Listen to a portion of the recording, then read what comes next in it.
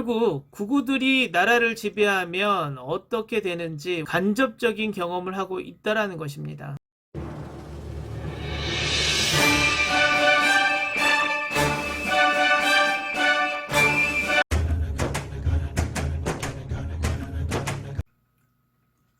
안녕하세요. 정치를 품격 있게 풀어드리는 정치클래스TV의 심상만입니다.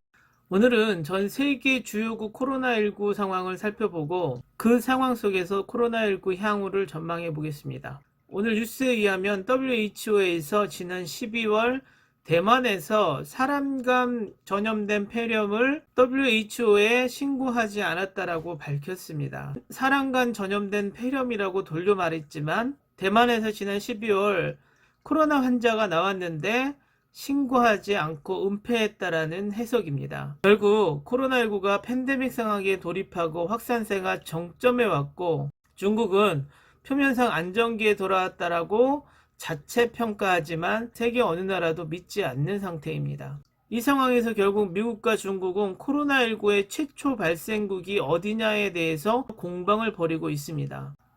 미국은 트럼프가 중국 바이러스라고 부르면서 코로나 종식 후에 손해배상 청구를 예고했고 중국은 미국에서 발병된 미국 독감 사망자가 전에 없이 많이 나온 것을 가지고 미국이 코로나19 발생지가 맞다고 주장하고 나서다가 이제는 WHO를 동원해서 대만이 최초 코로나19 발생지라고 코로나19 발생지 폭탄 돌리기를 시작합니다. 코로나19 종식 후에 이 논란은 전 세계적으로 더 커질 것으로 보이며 무역과 연계돼서 제2의 이념 정쟁으로 커질 것으로 보입니다. 대한민국은 이 틈에서 또 어떻게 강대국 사이에 외교를 할지 고민에 빠질 것으로 보입니다. 대만은 대한민국보다 방역을 잘했다고 모두 자부하지만 초반 엄청난 확진자를 잡고 지금은 안정세로 돌아선 대한민국을 전 세계에서 칭찬하고 나서며 또 코로나19 진단키트로 경제가 어려운 상황 속에서도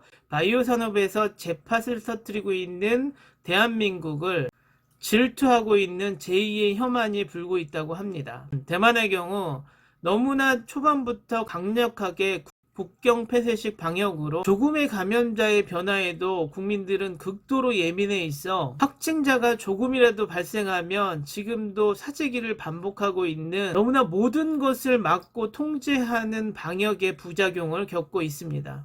그럼 정말 대만이 코로나19 대응을 잘하고 있을까요?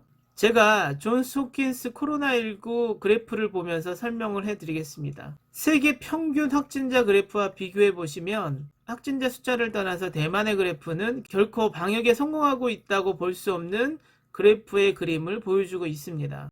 대만과 같이 칭찬을 받았던 싱가포르 또한 일본과 그래프 모양이 비슷한 모양으로 차단식 방역이 효과가 없음을 증명하고 있습니다. 대만의 문제점은 이 사태가 단기적으로 끝나면 국가의 방역은 완벽하게 보이겠으나 장기적으로 돌입했을 때 국경을 완전히 막아버렸던 부작용이 생기게 마련입니다. 베트남 같은 경우에도 식량 부족 현상을 우려해서 쌀 수출을 금지했으나 자국 내에 수출 활동이 위축되자 쌀 수출을 다시 재개했고 인도 같은 경우에는 국경 봉쇄령으로 쌀 수출이 막히고 우유 유통이 막히자 우유를 강바닥에 버리는 일까지 벌어지고 있습니다.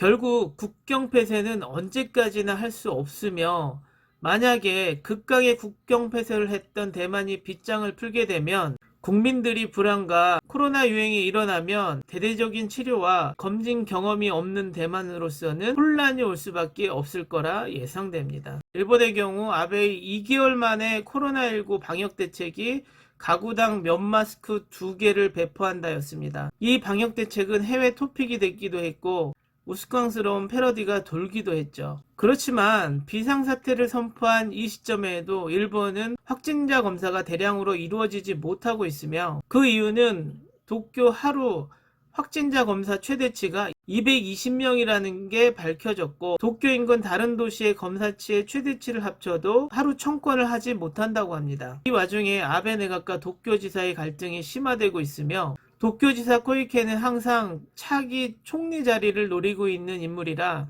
이 코로나 사태가 커질수록 갈등도 더 커질 것이라고 예상됩니다. 우리는 고이케 도쿄지사가 아베보다 훨씬 더 극우적인 성격이라는 것을 알아야 될 것입니다. 결국 극우들이 나라를 지배하면 어떻게 되는지 우리는 이번 코로나 일본 사태를 보면서 간접적인 경험을 하고 있다는 것입니다. 그 와중에 손정유 회장은 5월 달부터 중국과 계약을 해서 마스크 3억 개를 의료진에게 전달하겠다라고 나서고 있습니다.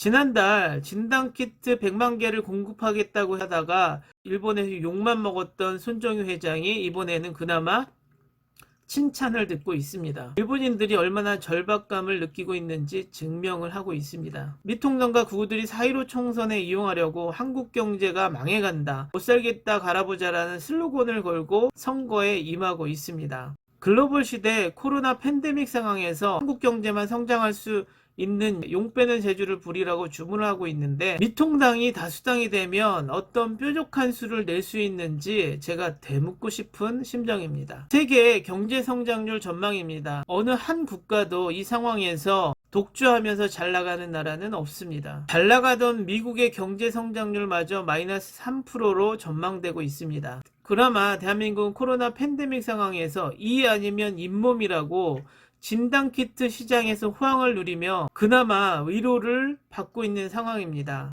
세계 어느 나라도 지금의 현 상황에서 경제 성장의 희망을 가지고 있는 나라는 없습니다. 전 세계 진단키트 시장 84조 가운데 대한민국은 그동안 5천억을 담당을 했었고, 대부분이 중국이 수출 시장을 장악해 왔는데, 이번 코로나19 사태에서 중국의 진단키트 시장의 신뢰도가 낮아져서 중국이 선점하던 진단키트 시장은 대한민국으로 넘어오고 있는 상황이 되었습니다. 그나마 어려운 상황에서 우리들에게 위안이 됩니다. 오늘은 코로나19 전 세계 주요 상황에 대해서 알아봤습니다. 오늘은 여기까지 하겠습니다.